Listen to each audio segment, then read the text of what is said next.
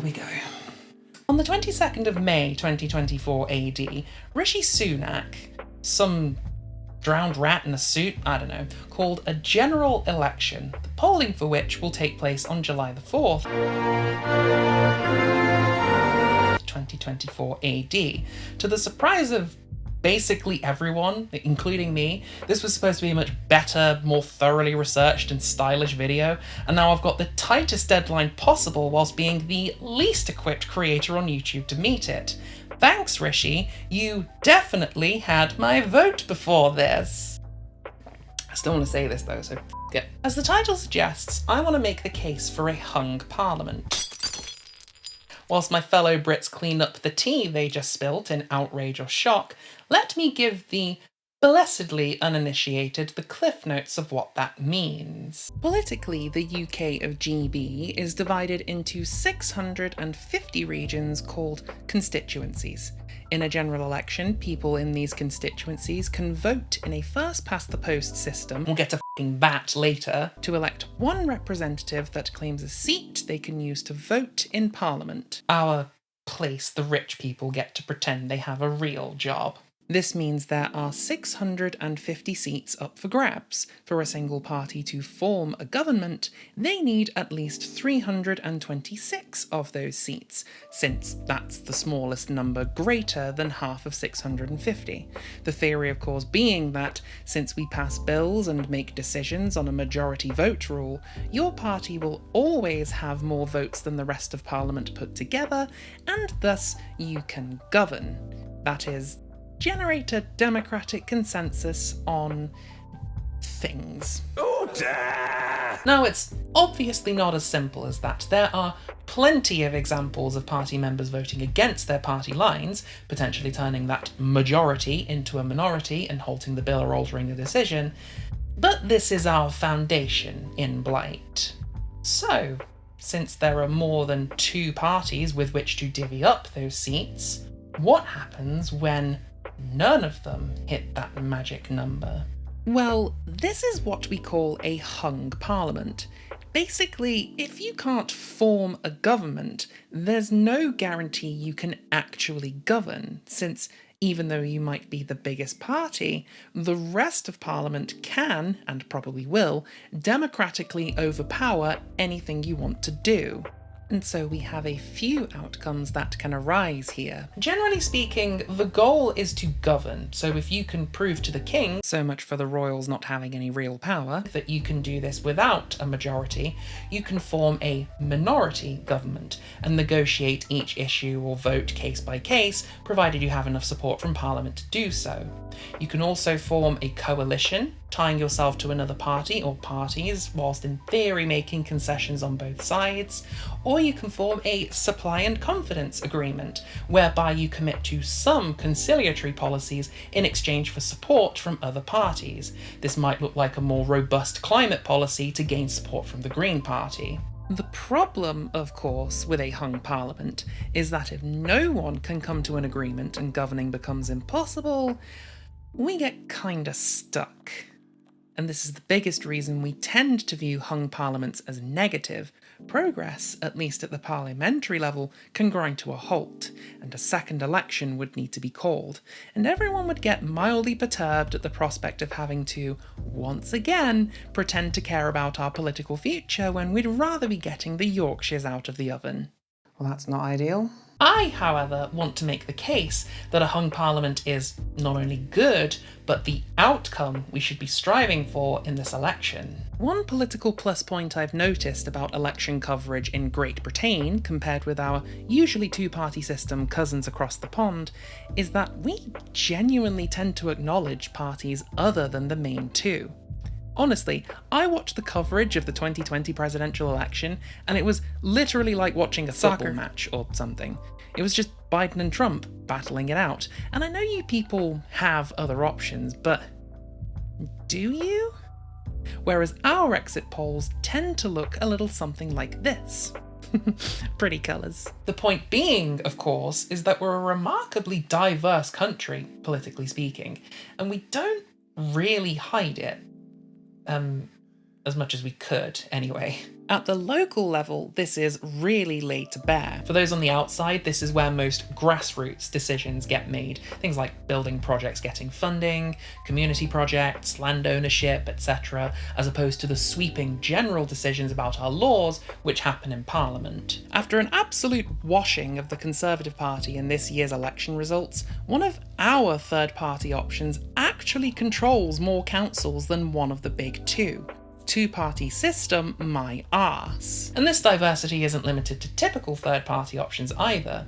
For reasons that'll become clear later, being a strong independent candidate is currently all the rage, on top of often mentioned alternative parties like the Trade Unionist and Socialist Coalition, the Workers' Party of Britain. Apparently UKIP are also still a thing, even though we got Brexit, and that's not even mentioning our devolved national alternatives like Wales's Plaid Cymru, the Scottish National Party, and Sinn Féin and the Democratic Unionist Party of Northern Ireland. So, with this veritable smorgasbord of sources to dip our ballots in, why does our country always seem to look like a two-party system?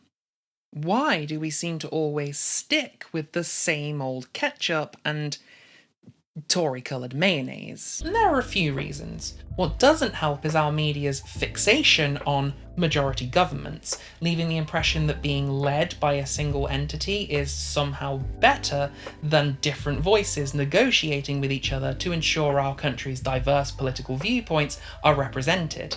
This causes us to focus on whether parties can get in. Also, the way certain single-issue policies like Brexit get divisively reported and hyper-focused on exacerbates this idea of a single party getting in to resolve said issue, eliminating the nuance of how that party may govern in other areas. Perhaps the biggest reason, however, is our voting system itself. First past the post means that, to win a seat, all you have to do, as a candidate, is win the most votes in a constituency. On the face of it, this seems to make sense, and there's nothing wrong with it. Except for one thing. First past the post is a garbage voting system that doesn't produce the democratic will of the people, and if you still think it does, you're fucking wrong, and here's why. I've definitely belaboured this example in the past, but when we look at the Kensington seat vote share from the 2019 general election, we can see a Conservative win, cause look ma, they got the most votes. But you know what I see? I see 16,768 people getting what they wanted, and 26,994 people getting what they didn't want. This constituency now gets represented by a Tory, something the majority didn't ask for, and if you think that's democracy, I'm sorry to say this is merely a legitimised minority rule, not the democratic majority we're led to believe it is. This is all on top of the fact that the popular vote, that is, how many individual votes a party gets across the country, could literally be split between two or more parties by the slightest of margins and still produce a massively skewed majority of seats for one of them because of where those votes were placed.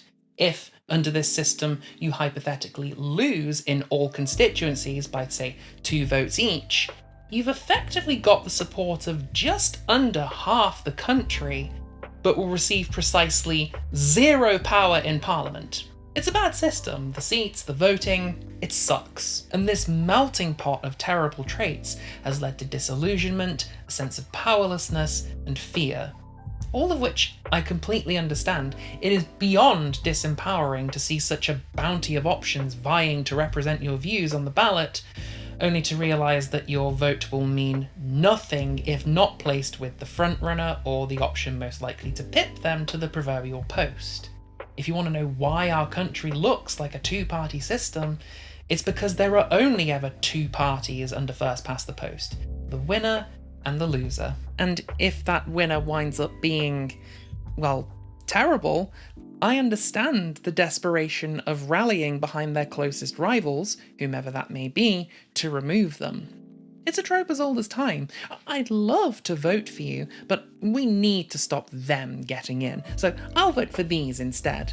And when those 2 typical frontrunners wind up effectively being clones of one another, more on that later, the disillusionment sets in. Why even bother voting? They're all the same anyway.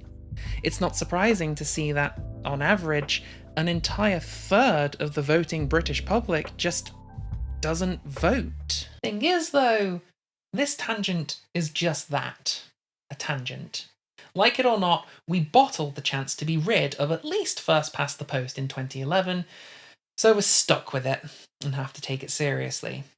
I understand and empathise with this fear and disillusionment around voting, and I'm sorry for the times I've weaponised it in the past to try and scare people away from voting how they want to. But I think this time we can shed that fear. And I think a hung parliament could be a huge step towards fixing things for the next election. Because in case you've been living under a rock for the last 4 years, and if you have, get back under that rock, there is nothing good going on out here.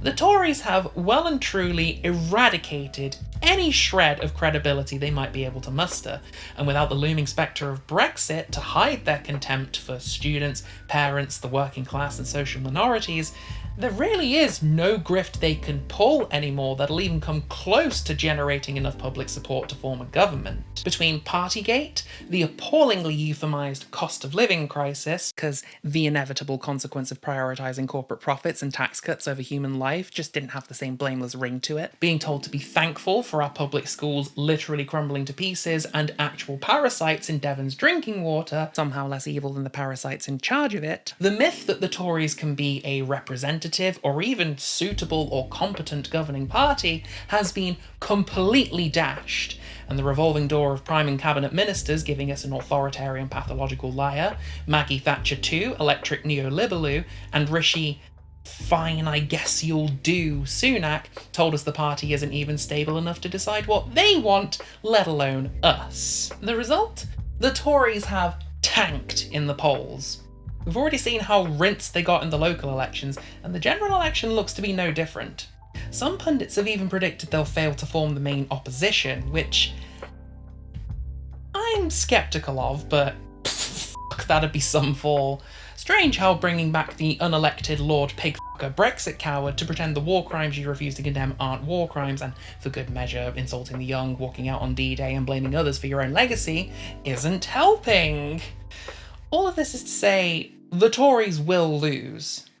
Hard. And don't just take my word for this. Every opinion poll agrees they are finished.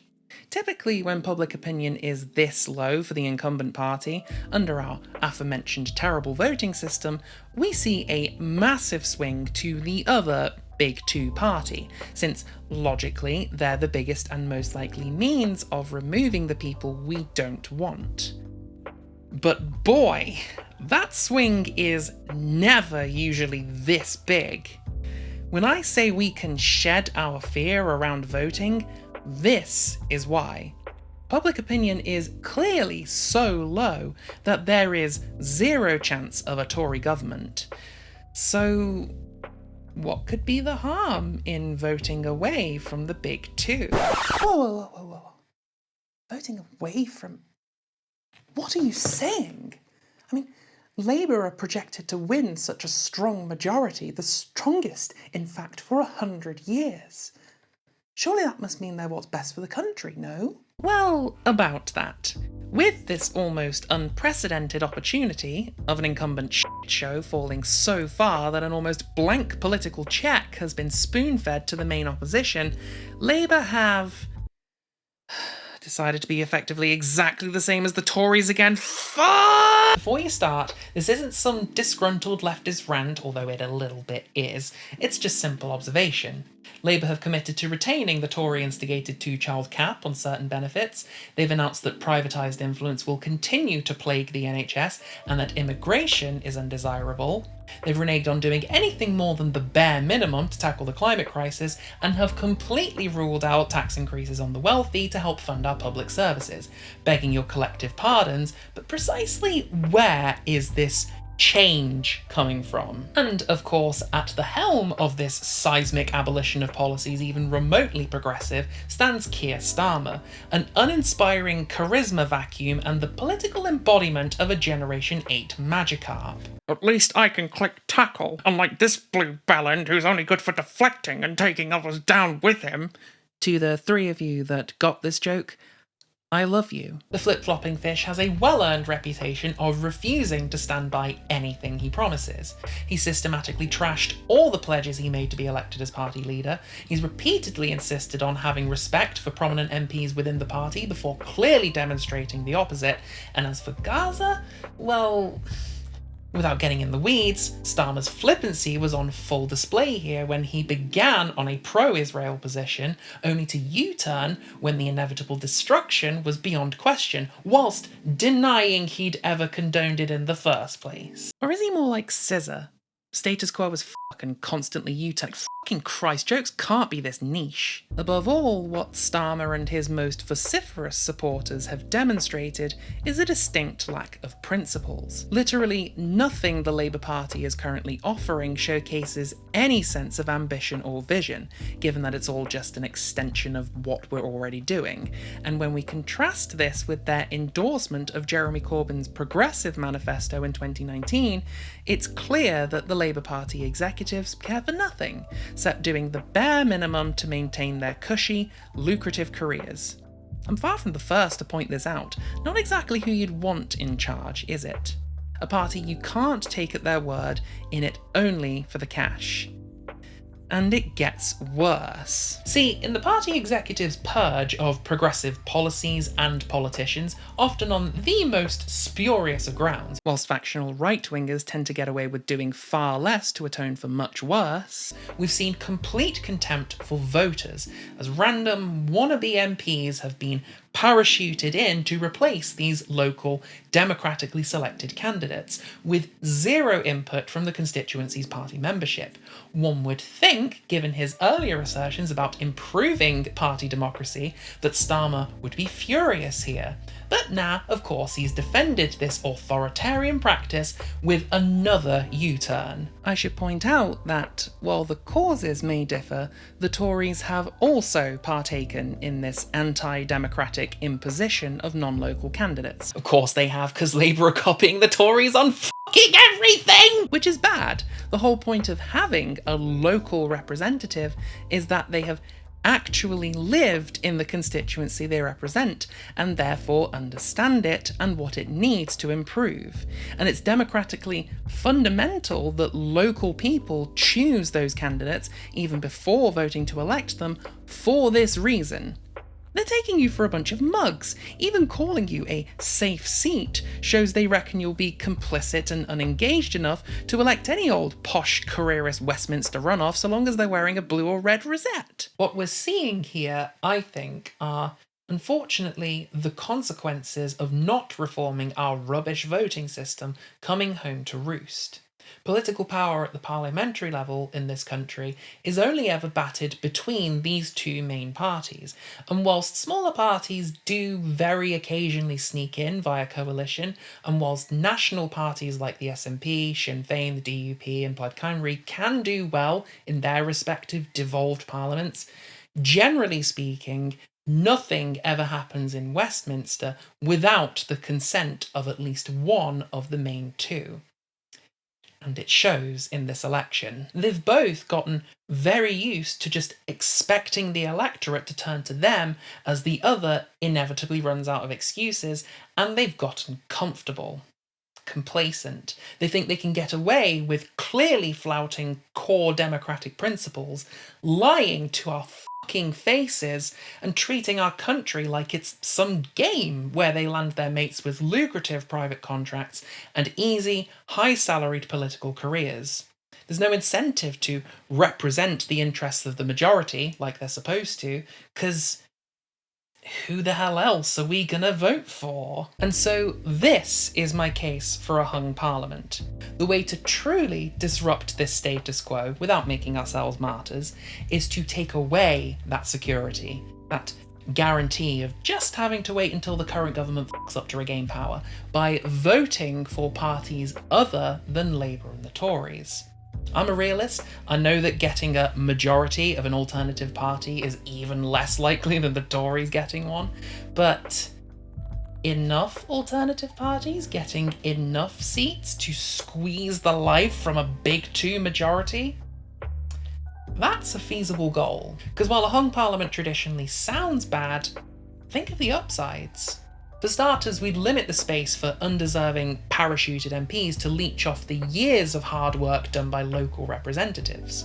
We'd send the message that the big two simply have to offer more if they want their precious majority, and what that more would look like would depend on which alternative parties hold the most seats. If they want those seats, they're going to have to do better on what those parties are doing well. Or they may just enter a more democratic form of minority governance. And if all else fails, giving the alternative parties larger shares of parliament would make potential majorities for those parties much more likely. The media would have to take them seriously, they'd have greater visibility in Westminster, and ultimately it'd be clear that we don't just have two choices on the ballot.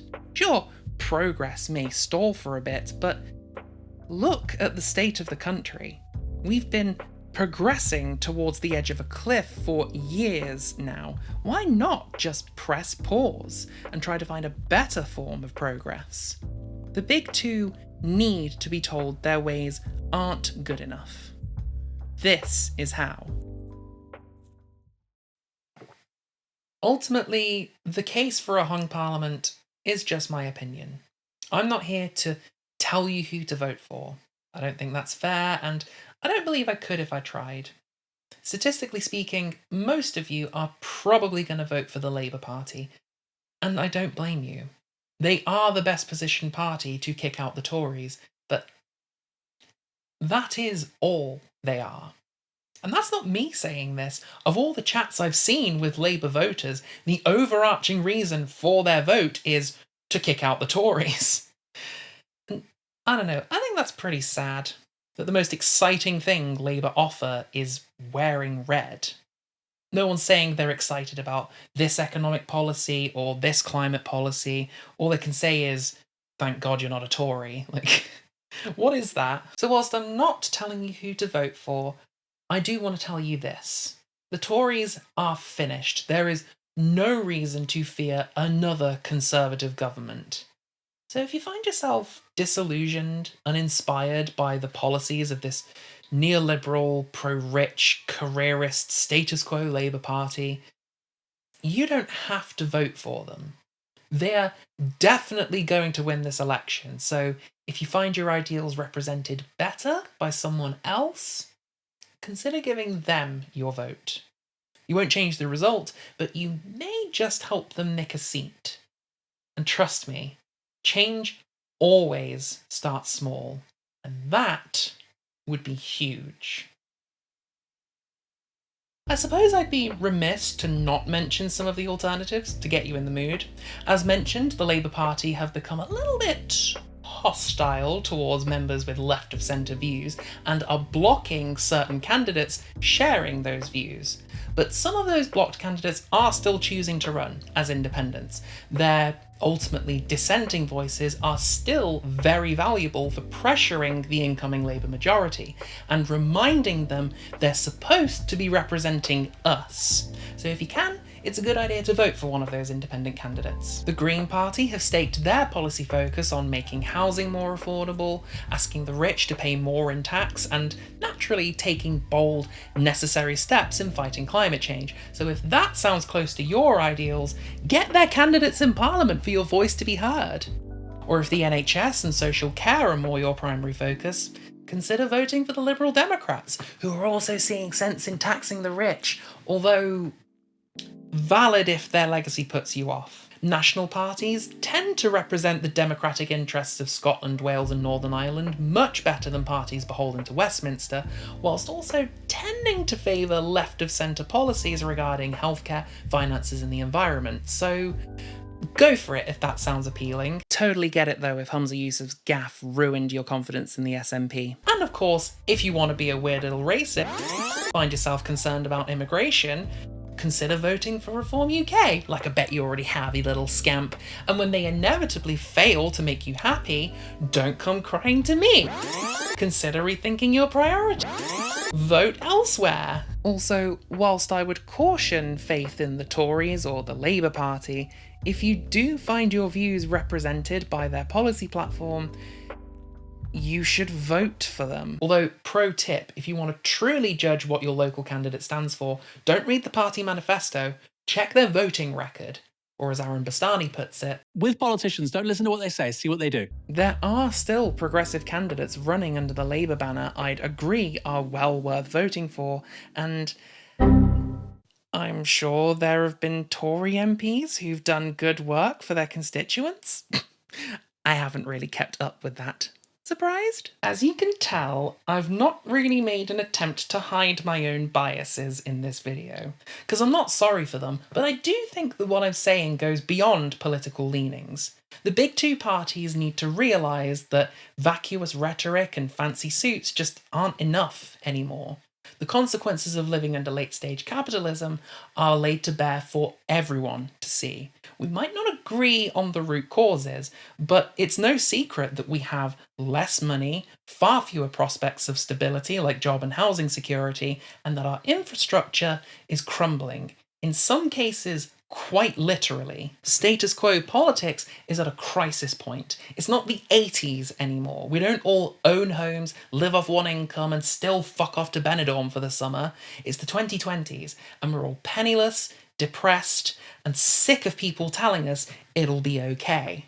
If you're not a landlord, you're poor, scraping enough for maybe 1 week off a year if you eat gruel, and one catastrophe away from a Sophie's choice of either destitution or death.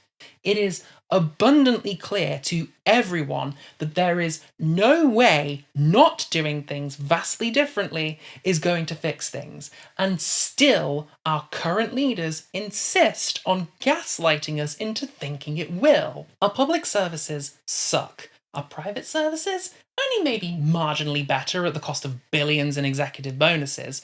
Profit seems to always take precedent over life, both ours and that of our planet, and we all literally just bore witness to a genocide in real time, whilst those powerful enough to help stop it pretended it wasn't happening, waved it on until it became expedient to stop, and have yet to take the simplest of actions towards its cessation. Disillusionment doesn't begin to describe this, and aside from our lives and our sanity, there's an important reason this status quo bullshit needs to stop. Remember Donald Trump? That guy we now legally get to call a criminal? He was the US president, don't you know? And the conditions leading to his rise are not dissimilar to where we are now. Falling living standards and clear contempt for the poor combined with stuffy, uninspiring status quo politicians to create a pressure valve of disillusioned frustration that Trump tapped to get into power. And he was bad with it. He made everything worse, he didn't even do the things he said he would, and made every issue divisive with all the decorum of a comment section troll. And if Starmer's Labour Party govern as uninspiringly as they've campaigned, the pressure of our frustration valve is only going to get cranked further, leaving the door wide open for our own Trump moment in 2029.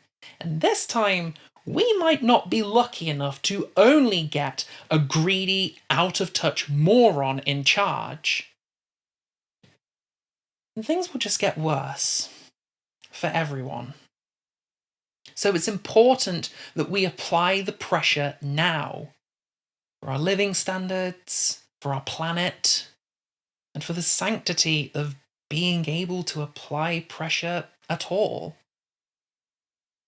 And I hope my case for a hung parliament proves effective in helping us do that. Last thing before we close, on the theme of not hiding my biases, I will be voting Green this election after Starmer's betrayal of the Labour left. You may be in the same boat and probably realise they don't get the media coverage they deserve. So if, like me, you're too neurotic, socially anxious and gender dysphoric to get out and canvass, consider donating to We Deserve Better, helping to fund the campaigns of Green and independent candidates. This is not a sponsorship, they did not pay me to say this, it's just, I like it. I think it's a really good idea. I've donated myself. I really hope you've gained some interesting insights today, and that maybe you've had a bit of a laugh too. And if I've inspired you to vote differently, then cool. It is possible to rock the boat a bit if we all chip in, even if our own personal politics don't match up. We can excise the uninspiring careerist chaff, one seat at a time, and put a green in their place, or a yellow, or an orange, a mint, a mauve, a teal. Together, we can do it. We can make Parliament a rainbow. Which means we'll have won. Britain will be gay. That's what this is really about. Thanks for watching. Bye!